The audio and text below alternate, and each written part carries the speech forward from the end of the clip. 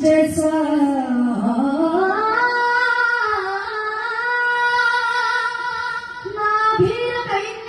प्रिय गुण कथने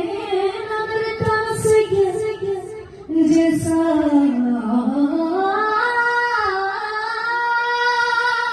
श्री कृष्ण लीला ललित गुण कथा साधन जैसा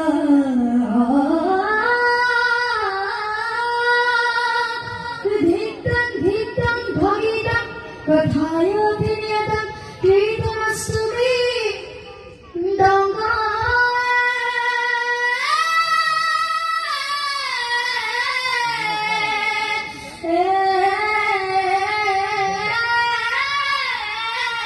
गोविन्द